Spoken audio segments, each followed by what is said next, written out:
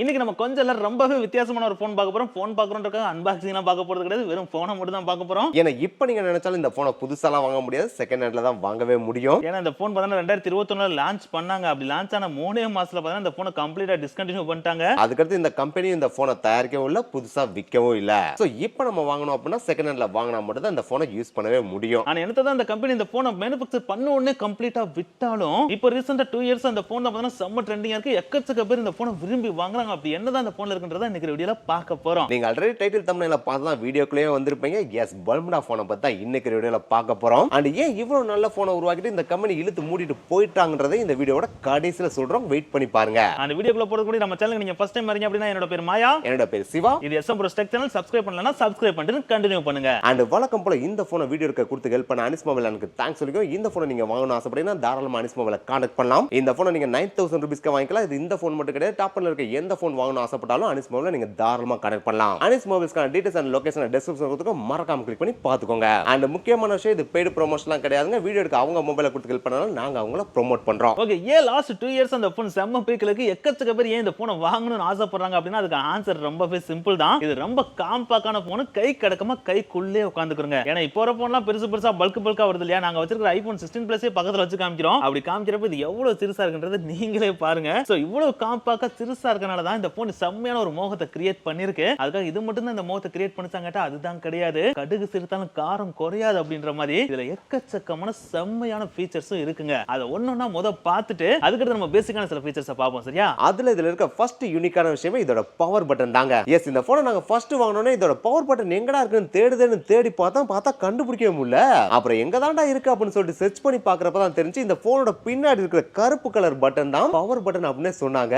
S, இதுல இருக்க யூனிக்கான விஷயம் இந்த பேக் சைடுல இருக்க கருப்பு கலர் பவர் பட்டன் தாங்க. அதுக்காக இது வெறும் பவர் பட்டன் மட்டும் கிடையாது, ஃபிங்கர் பிரிண்ட் சென்சாரும் கூட. சோ 2-in-1 பர்பஸ்க்காக தான் இத கொடுக்கவே செஞ்சிருக்காங்க. அண்ட் இந்த போன்ல பாத்தீங்கன்னா ஃபாஸ்ட் சார்ஜிங் சப்போர்ட் இருக்கு, வயர்லெஸ் சார்ஜிங் சப்போர்ட் இருக்குங்க. அது உண்மையிலேயே நல்ல விஷயம் தாங்க. அதுக்கடுத்து இதோட யூனிக்கான விஷயமே இதோட டிசைன் தான். எஸ், இது மற்ற போனோட டிசைன் மாதிரி இல்லாம கொஞ்சம் வித்தியாசமா ஃப்ரண்ட் சைடு பாத்தீங்கன்னா ஃபிளாட்டா மேக் பண்ணிருப்பாங்க. பேக் சைடு பாத்தீங்கன்னு வச்சுங்களேன் ஏதோ சட்டி மாதிரி லைட்டா மேடா வீங்கி இருக்க மாதிரி உருவாக்கி இருப்பாங்க. அதுதான் இதோட ஸ்பெஷலான விஷயமே. சோ இந்த போனை நம்ம கையில வச்சோம் அப்படின்னா கையில அழகா போய் பச்சைக்கன உட்கார்ற மாதிரி அதை உருவாக்கவே செஞ்சிருக்காங்க. ஆனா இதுலயும் ஒரு சின்ன மைனஸ் இருக்கு. ஏன்னா இதோட பேக் சைடு பாடி பார்த்தா லெதர் ஃபினிஷிங் கொடுத்த மாதிரி இருந்தாலும் இத வெறும் பிளாஸ்டிக் மெட்டீரியல் வச்சு மேக் பண்ணவே செஞ்சிருக்காங்க. சோ நமக்கு தெரியாம டம்முன்னு கீழ போட்டாலும் தெரிக்கிறதுக்கான வாய்ப்பு கொஞ்சம் அதிகமா தான் இருக்கு. சோ இந்த போனை நம்ம வாங்கணும் அப்படின்னா கேர்ஃபுல்லா யூஸ் பண்றது ரொம்பவே நல்லது. அடுத்ததுல இருக்க செம்மையான விஷயமே இதோட டிஸ்ப்ளே உண்மையிலே செம்ம அல்டிமேட் அப்படின்னு சொல்லலாம். என்னதான் பாக்குறதுக்கு சின்ன டிஸ்ப்ளே மாதிரி இருந்தாலும் இதோட குவாலிட்டி பாத்தீங்கன்னா அல்டிமேட்டா இருக்கு. இத்தனைக்கு இந்த டிஸ்ப்ளே பாத்தீங்கன்னா LCD டிஸ்ப்ளே தான், ஆனா IPS டிஸ்ப்ளேவா இதை கிரியேட் பண்ணனால நீங்க எந்த ஆங்கிள் பார்த்தாலும் இதோட குவாலிட்டி டாப் நாச்சா இருக்குங்க. அண்ட் இந்த டிஸ்ப்ளேயோட சைஸ் பாத்தீங்கன்னா 4.9 இன்ச் தான், இருந்தாலும் இத 16:9 ரேஷியோல உருவாக்கி இருக்கனால யூடியூப் வீடியோ எல்லாம் பார்க்கும்போது சூப்பரா இருக்குங்க.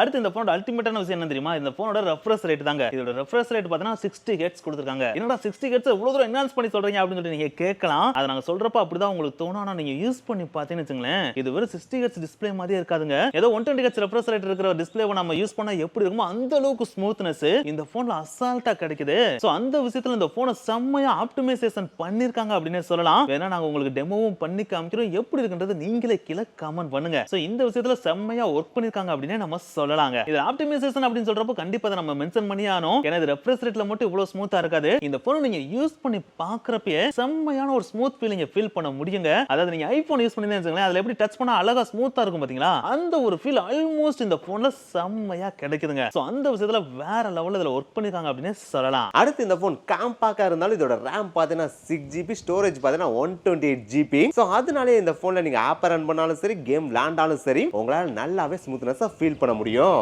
அதுக்காக எக்ஸ்ட்ரீமான கேம்லாம் ஏத்தி இந்த போன்ல ஸ்மூத்தா விளையாட முடியாது. ஏன்னா இதோட ப்ராசஸர் பாத்தீங்கன்னா Snapdragon 765 தான். அதுக்காக இந்த ப்ராசஸர் நல்லா இல்லாத ப்ராசஸர்லாம் நாங்க சொல்ல மாட்டோம். இது ஒரு ஸ்டேபிளான ப்ராசஸர். சோ அதனால நீங்க எந்த ஆப்பை ரன் பண்ணாலும் உங்களால ஸ்டெபிலிட்டியை நல்லாவே ஃபீல் பண்ண முடியும். அந்த விஷயத்துல இந்த போனை சூப்பரா ஆப்டிமைசேஷன் பண்ணிருக்காங்க அப்படினே சொல்லலாம். அடுத்து இந்த போன்ல இருக்கிற செம்மையான விஷயம் அப்படினா அது UI தாங்க. எஸ், இந்த போன்ல எக்கச்சக்கமான ஸ்பெஷலான விஷயங்கள் ஆட் பண்ணிருக்காங்க. அதுல ஃபர்ஸ்ட் விஷயத்தை சொல்லணும்னு வச்சுங்களேன், இந்த போனோட விட்ஜெட்டே பார்த்தா ஹோம் ஸ்கிரீன்ல இருந்து ரைட் சைடு ஸ்வைப் பண்ண அடுத்தடுத்த பேஜ்ல பெரிய சைஸ்ல விட்ஜெட் வர்ற மாதிரி கிரியேட் பண்ணிருக்காங்க. அது உண்மையிலேயே செம்மையான ஒரு ஃபீலை கொடுக்குது. அப்படி அவங்க வச்சிருக்க அந்த விட்ஜெட் மாதிரி அவங்க ஓனா கஸ்டமைஸ் பண்ணிருக்கனாலயே இவங்க வச்சிருக்க கால்குலேட்டர் விட்ஜெட்டா இருந்தாலும் சரி, கிளாக்கோட விட்ஜெட்டா இருந்தாலும் சரி, நோட்ஸா இருந்தாலும் சரி, ஷெட்யூலா இருந்தாலும் சரி, எல்லாமே செம்மையா இருக்குங்க. அதுல இதுல இருக்கிற ஷெட்யூலர் ஆப் இருக்கு பாத்தீங்கன்னா அதை இவங்க ஓனாவே கஸ்டமைஸ் பண்ணிருக்காங்க. சோ அதனாலே அதை நம்ம ஓபன் பண்ணிட்டு பின்ஸ் பண்ணாலே நம்மளால அதை சுருக்கிக்கவும் முடியும். லைட்டா ஜூம் பண்ணா பெருசா ஜூம் ஆகவும் செய்யும். முடியும். சோ இந்த செல்லுலர் ஆப்ல நீங்க ஏதாச்சும் ஒன்னு நோட் பண்ணிட்டு அதை நீங்க சர்ச் பண்ணணும்னு வச்சுங்களேன், இந்த மாதிரி கிள்ளி விளையாண்டாலே அதை ஈஸியா கண்டுபிடிச்சு பார்த்துட்டு போயிட்டே இருக்காங்க. இது செம்ம ஃபன்னாவும் இருக்கு, அதே நேரத்துல யூஸ்ஃபுல்லாவும் இருக்கு, அதே நேரத்துல செம்ம ஸ்மூத்தாவும் இருக்குங்க. அந்த விஷயத்துல அல்டிமேட் பண்ணிருக்காங்க. அது இந்த செல்லுலர் ஆப் மட்டும் கிடையாது, இதுல இருக்க வாட்ச் விட்ஜெட்டுமே பாத்தீங்கன்னா இவங்க செம்மையா டிசைன் பண்ணிருக்காங்க.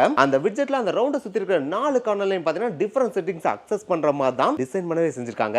அது இந்த விட்ஜெட்ல மட்டும் கிடையாது, இந்த கிளாக் ஆப் நம்ம ஓபன் பண்ணாலும் சரி, அதுல இருக்க ஈச் ஃபீச்சர்ஸுமே, அதாவது ஸ்டாப் வாட்சா இருந்தாலும் சரி, கவுண்டரா இருந்தாலும் சரி, அலாரமா இருந்தாலும் சரி, கிளாக்கா இருந்தாலும் சரி, எல்லாத்தையுமே செம்ம ஸ்டைலிஷா உருவாக்கிருக்காங்க. அதை நம்ம யூஸ் பண்ணி பாக்குறப்ப வேற லெவல் ஃபீலிங் கிடைக்குதுங்க. அடுத்து இந்த போன்ல இருக்கிற செம்மையான UI ஆப்டிமைசேஷன் அப்படினா அது இந்த ஹோம் ஸ்கிரீன் வால்பேப்பர் தாங்க. எஸ், இந்த ஹோம் ஸ்கிரீன் வால்பேப்பர் பார்த்தா நமக்கு பிடிச்ச இமேஜையும் வால்பேப்பரா வச்சுக்கலாம். அதே நேரத்துல இவங்களே ஹோம் ஸ்கிரீன்ல ஒரு வால்பேப்பர் கொடுத்துறாங்க பாத்தீங்களா, அந்த வால்பேப்பரை கஸ்டமைஸரா நம்மளால மாத்திக்கவும் முடியும். அதாவது இந்த வால்பேப்பர்ல பார்த்தா 2 ஸ்ட்ரைப் கொடுத்துருக்காங்க பாத்தீங்களா, அந்த ஸ்ட்ரைப்பை எந்த டைரக்ஷன்ல திருப்பணும்னு நம்ம செட் பண்ணிக்கலாம், அதோட கலரையும் நம்ம தனியாவே செட் பண்ணிக்கலாம். அதே நேரத்துல இந்த ஸ்ட்ரைப்புக்கு பேக் சைடு இருக்கிற பேக்ரவுண்ட் கலரையும் நமக்கு பிடிச்ச கலர்ல செட் பண்ணிக்கலாம். சோ இதன் மூலமா நமக்கு என்ன கலர் பிடிக்குதோ அந்த கலர்ல வால்பேப்பரை செட் பண்ணிக்கலாங்க. அது மட்டும் இதுல இருக்கிற செம்மையான விஷயம் கிடையாது, இந்த 2 ஸ்ட்ரைப் இருக்கு பாத்தீங்கன்னா, அந்த ஸ்ட்ரைப்பை நம்ம கீழ புல் பண்ணி இழுத்தாலும் சரி, இல்லனா மேல புஷ் பண்ணி தள்ளினாலும் சரி, அப்படி மேல தள்ளறப்ப நமக்கு எந்த மாதிரி ஃபங்க்ஷன் வேணுமோ அதை நம்மளால செட் பண்ணிக்க முடியும். கீழ இழுக்கிறப்ப என்ன ஃபங்க்ஷன் வேணுமோ அதை செட் பண்ணிக்க முடியும். நாங்க சிம்பிளா என்ன செட் பண்ணிருக்கோம், கீழ பிடிச்சு இழுக்கிறப்ப லாக் ஆற மாதிரி செட் பண்ணிருக்கோம், மேல பிடிச்சு அப் பண்றப்ப கேமரா ஓபன் ஆற மாதிரி நாங்க செட் பண்ணிருக்கோம். உங்களுக்கு எந்த மாதிரி பிடிக்குதோ அதுக்கு ஏத்த மாதிரி உங்களால செட் பண்ணிக்க முடியும். இது உண்மையிலேயே செம்மையான ஷார்ட்கட் ஃபீச்சர் அப்படினே நம்ம சொல்லலாங்க. இதுவும் உண்மையிலேயே இந்த போன்ல இருக்கிற அல்டிமேட் ஸ்பெஷல் தாங்க. சோ இது வரைக்கும் பாத்தீங்கன்னா இந்த போனோட பாசிட்டிவான விஷயங்களை பார்த்துட்டு, அதுக்காக இந்த போன்ல பாசிட்டிவான விஷயங்கள் மட்டும் தான் இருக்கான்னு கேட்டா சில நெகட்டிவான விஷயங்களும் இருக்கதா செய்யுது. அதுல குறிப்பிட்ட சில விஷயங்களை சொல்லணும்னா, அதுல ஃபர்ஸ்ட் பாத்தீங்கன்னா இதோட பேட்டரி கெபாசிட்டி தாங்க. எஸ், இதோட பேட்டரி கெபாசிட்டி பாத்தீங்கன்னா வெறும் 2500 mAh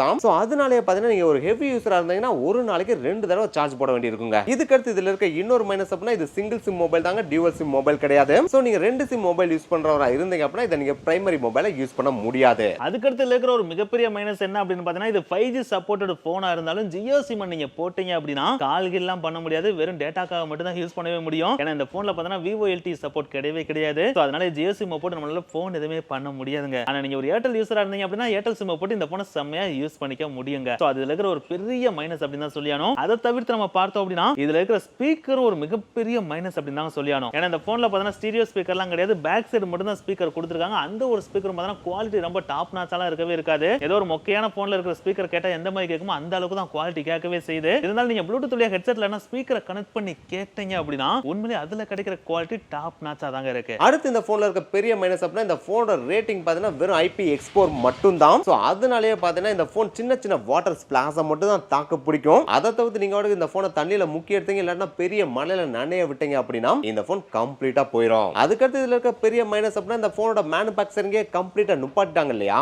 சோ அதனாலேயே பாத்தீங்கன்னா உங்களுக்கு சாஃப்ட்வேர் சப்போர்ட்டும் கிடைக்காது, சாஃப்ட்வேர் அப்டேட்டும் பண்ண முடியாது. சோ அதனாலேயே பாத்தீங்கன்னா இந்த போன் உங்களுக்கு கையில கிடைக்கிறப்ப Android 11 கிடைக்கும். அதுக்கப்புறம் நீங்க Android 12 வேணா அப்டேட் பண்ணலாமே தவிர அதுக்கு மேல உங்களால சாஃப்ட்வேரை அப்டேட் பண்ண முடியாது. சோ இதுவே பாத்தீங்கன்னா ஒரு மிகப்பெரிய மைனஸ் தான். இது எல்லாத்துக்கும் மேல இந்த போன்ல இருக்கிற மிகப்பெரிய மைனஸ் அப்படின்னா இந்த போனோட மேனுஃபேக்சரிங் கம்ப்ளீட்டா நிப்பாட்டிட்டாங்க இல்லையா. சோ அதனாலேயே இந்த போன்ல ஏதாச்சும் ஒரு பார்ட் போச்சு அப்படின்னா அந்த பார்ட் பார்த்தா இந்த கம்பெனியோட பார்ட்டியை உங்களால ரிப்ளேஸ் பண்ணவே முடியாது. இதோட ஸ்பேர் பார்ட்ஸ் கிடைக்கிறதும் கஷ்டம் தான். சப்போஸ் லோக்கல்ல கிடைச்சாலுமே அது எந்த அளவுக்கு தாக்கு பிடிக்கும் அப்படின்றது நம்மளால சூரிட்டியா சொல்ல முடியாதுங்க. சோ அது இதுல இருக்கிற ஒரு மிகப்பெரிய பிரச்சனை அப்படின்னு சொல்லலாம். சரி, இவ்வளவு விஷயம் சொல்லிட்டீங்க, கடைசியில் இந்த போனோட கேமரா பத்தி நீங்க சொல்லவே இல்லையான்னு சொல்லிட்டு நீங்க கேட்கறது புரியுது. எஸ், கேமரா பக்கம் வந்து அப்படின்னா இதுல மொத்தம் 2 கேமரா இருக்கு. அதாவது பேக் சைடுல ஒரு கேமரா, ஃப்ரண்ட் சைடுல ஒரு கேமரா இருக்கு. பேக் சைடுல இருக்கிற கேமரா பார்த்தீங்கன்னா 48 மெகா பிக்சல் கொடுத்திருக்காங்க. அண்ட் ஃப்ரண்ட் சைடு வந்து அப்படின்னா வெறும் 8 மெகா பிக்சல் கேமரா தாங்க கொடுத்திருக்காங்க. அண்ட் அந்த 8 மெகா பிக்சல் கேமராவும் ஃப்ரண்ட்ல டாப் கார்னர்ல ஒரு சின்ன நாட்ச் மாதிரி தான் கொடுத்திருக்காங்க. சோ அது பார்க்கிறதுக்கு நல்ல அழகா தாங்க இருக்கு. அதுக்கடுத்து கேமராவோட குவாலிட்டி சைடு வந்தோம்னா back side camera 48 mega pixel அப்படினாலே சப்ஜெக்ட் இல்லாம நீங்க போட்டோ எடுத்தீங்கன்னா சூப்பரா எடுத்து கொடுக்குது.